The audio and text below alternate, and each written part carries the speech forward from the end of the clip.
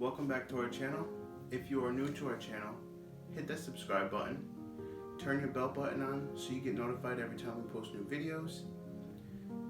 And today's video is going to be a little story time about our lives, Katie's life.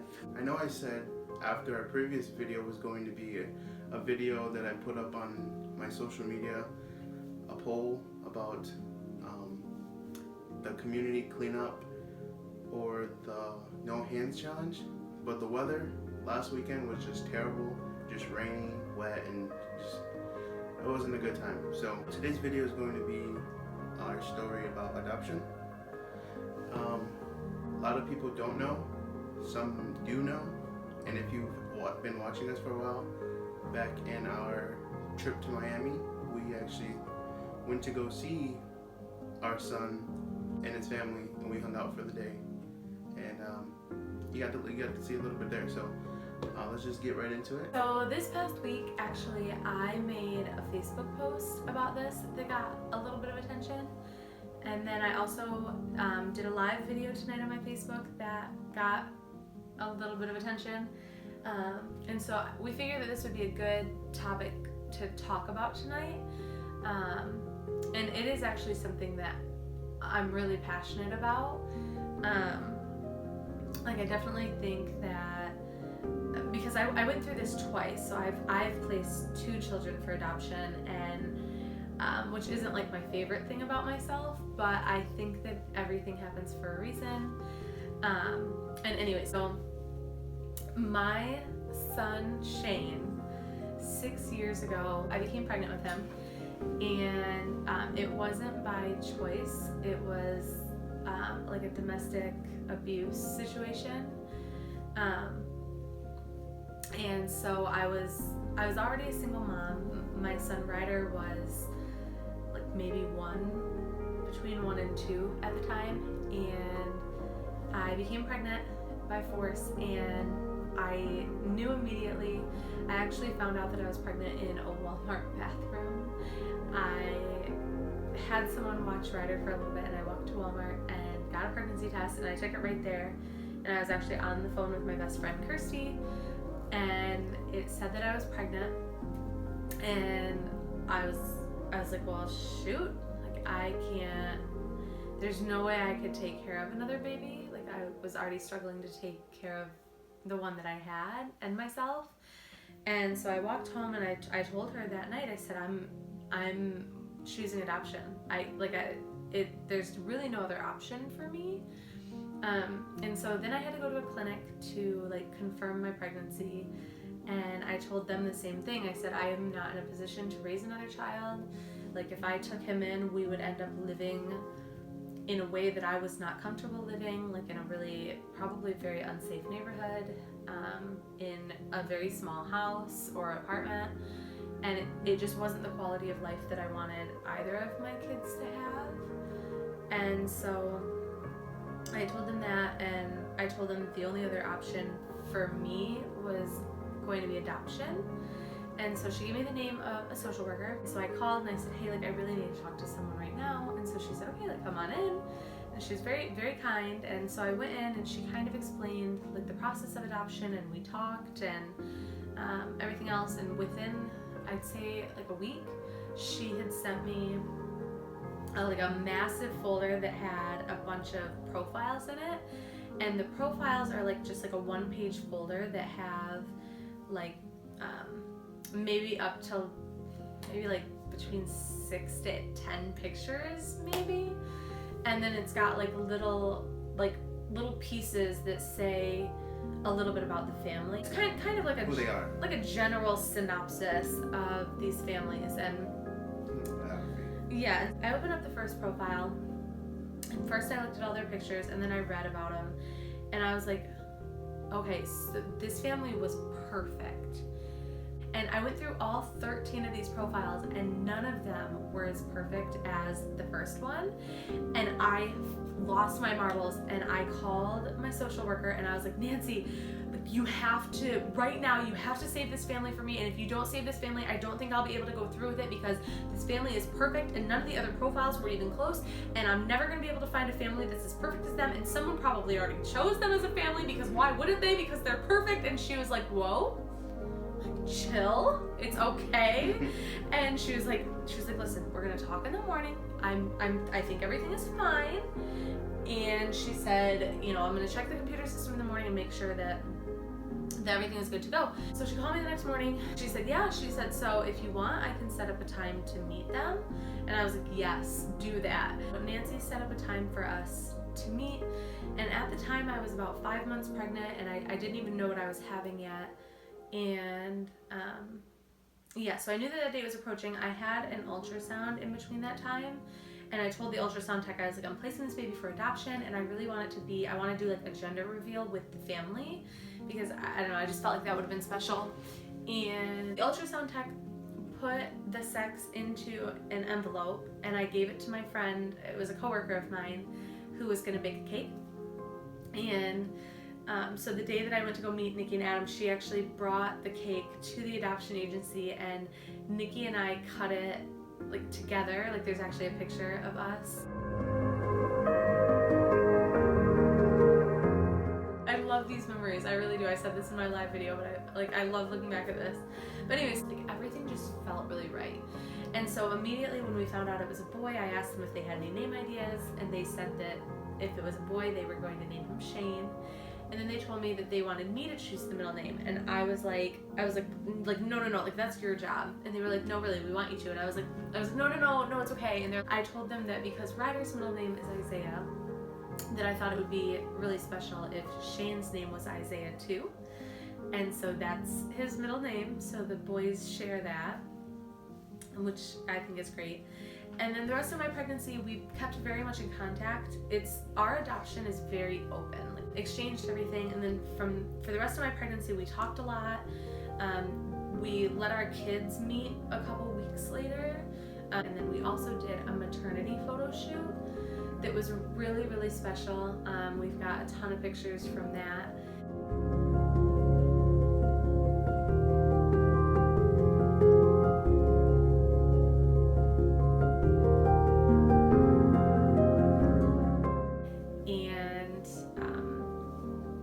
So then one of the questions I get the most often is like, were they present for my labor and delivery? And the answer is yes.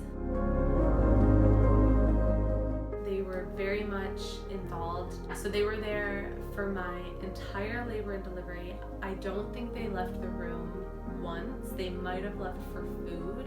I ended up actually having an emergency C-section, and Nikki went back with me for the C-section, because you can only have one person go with you. I chose her because it was her baby, and so they got him out of me, and we heard him cry, and I looked at Nikki and I said, we're moms again. And that was like the most special moment of like our time ever together, and we still talk about that moment and how special it was. Like the number one question I get asked all the time is like, do you still have a relationship with him? Like, yes. Very much so. I met Shane when he was 2, is when me and Katie started dating. So that's when I became, a part of family, basically, because it's how they look at us as family. Shane knows me as his tummy mommy, and like my mom is Grandma Kathy, and that's Brother Ryder. My sister is Aunt Coco. So we're very much family. Baby Mariana. Yeah. Ryder still calls him Baby Shane, even though he's like not a baby at all. Turning the same 6 height this as year. him. He's always gonna be Baby Shane. Yeah. Ryder. With our adoption together with George, we found out really late in her pregnancy that she was pregnant with George. So, once we found out, Katie was talking to me about, going with adoption, and I kind of was like, no, I can't do that. I had my reasons just like selfish reasons, you know. No, nobody really knows this. I don't even know if Katie knows this, but the day the day I kind of shifted my whole brain, like, you know, point of view of adoption was Mariana was almost one when we got here in Florida. So, you know, we just weren't in the position of like taking care of. It was like she said, it was hard for her taking care of one, but not with with someone being there with her, and you know, having that like financial stability together. It was easy, and not really easy, but it was okay to take care of two together. But adding another one, it would have been. I had to go to the store for Mariana. She needed, at the time she was on formula still, so I bought formula for her, diapers and wipes, you know, and just Mariana at the time. I spent like $75 just on her, and adding, you know, times that by two. I that's when I realized, you know, this is okay. We'll have a sit down and we'll talk. I kind of fought with myself and kind of, you know, with her about the decision, and I was like, you know, no, for a while, I'm not meeting this person, I'm not meeting that person. You know. You want to do this? Do yeah, it. you want to do it, you go ahead. But my head's stuck on what, you know. I'm not doing anything you want me to do. Yeah, I told her, you know, go ahead and call. Let's going through the booklets or whatever. So she came and dropped those off. You were very like, okay, we'll take this next step, and then it was like a pause for a while. Like yeah, it was like, it was definitely like, you know, because I was. You would go one step forward, and then you would be like nope, like we're not going any further, and then a little bit later you'd be like, okay, we can take the next step now. Yeah, so it was very like It's a small very steps. Painful process. Yeah, I'm sure it was. So she gave us 3 profiles, and you didn't want to look at them. Yeah. Again, he stopped. I was in the step of like, yeah, like I said, going through. Let's go through it, and then once they showed up with the profiles, I was like, Nope, never mind. okay, I'm gonna sit back over here. Pump the brakes. Yeah. So, anyway, I let her look at them, and then she was kind of looking, and then, you know, I was like, all right, well, whatever, I'll take a look now. So we sat together, looked through it, and then we found, you know, we looked at it and we saw one couple. We looked into that one. We told the woman who dropped off the profiles that we're gonna choose this one. So, you know, she did her job and got in contact with them, let them know. Then they contacted us, and like the first thing they said was that they were going shopping. Like they were already at the store buying this and that, and how like thankful they were for, you know, our decision. So we met them like the weekend of Mother's Day. So And they were so sweet. They brought over gifts from every time we see them, they have new gifts for our children, and I'm like, if you don't stop buying things for our kids, they have single-handedly started Ryder's Lego addiction. Yeah, Ryder has a Lego addiction. His Legos just keep stacking. Because of them. And by the way, if you are watching this, the next Lego set that Ryder wants is Harry Potter. Anyway, I felt just good about who they were. But no, seriously, the next Lego set that Ryder wants is Harry Potter. Like Mariana's 1 at the time, right? Yeah, she had just turned 1. His birthday is exactly 7 days after hers. They're a year and a week apart, Mariana and George. So they're like Irish twins, right? Mm-hmm. Yeah, so they're little twinsies. Anyway, so Mariana's just 1. What would I do if I didn't know, you know, this little girl? This little girl has like touched my heart. Like, I don't know what I would have done if I didn't have Mariana. You know, my life would be totally different. And just putting myself in a couple's, you know, shoes who can't have children, you know, how does that make them feel? You know, they don't get to feel, you know, the things that we felt, like having, you know, a little girl or a little boy, you know, running around. So that's how I viewed it. To, you know, anybody who asked me questions, that's what, you know, that was my answer. So and then time comes and we're going into labor. This is my part of the story. Yeah. So this labor was also really frustrating because again I was in so much pain. My pregnancies are awful. They're god awful. And so I was like, you know, I think I'm just gonna call Jill. Again, it felt like deja vu. I was like, I'm gonna call Jill. Just gonna kind of let her know that maybe they should get a bag packed. And so and they were great. They had a bag already. oh god, yeah, they were ready. They were just like on it. They were prepared. I don't think I'm in labor, but I just want you to know that I'm having some contractions that hurt, and like as I'm on the phone with her, I'm like, wait, here comes another one. Give me just 1 minute. And she said that after the second contraction that I had on the phone, that while she's on the phone at me, she looks over at John, who's like across the house, and she said. And they left their own party. They left everybody there. I had gotten an epidural like as soon as possible, and we just kind of hung out for my labor.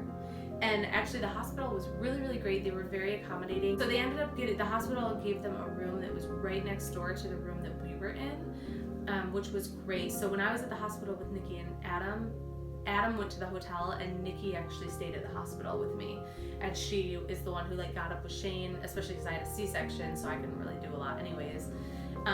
So Nikki stayed there, but this time they were both there and they were just next door. So anytime, I mean, anytime at day or night that we wanted to see George, we would just get up and we'd go knock on their door, and they were perfectly fine. I mean, he was up most of the time anyways. Yeah. He was a little fat guy who liked to eat a lot. He still is, but Here's a picture.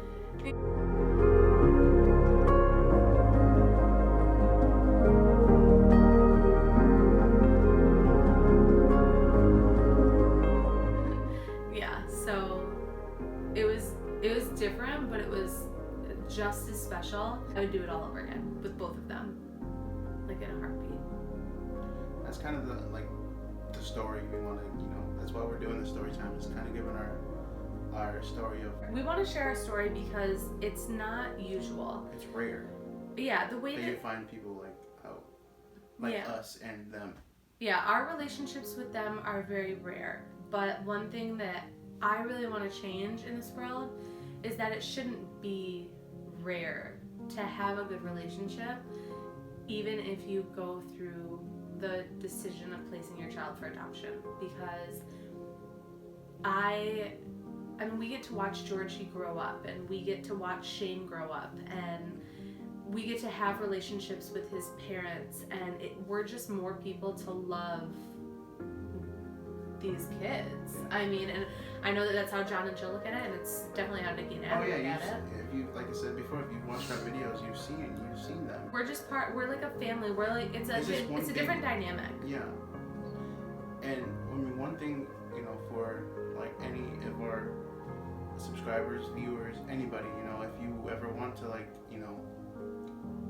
talk, or even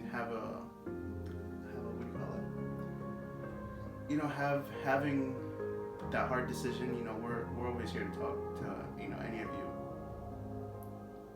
Getting, like I said, the decision was hard for me. It took,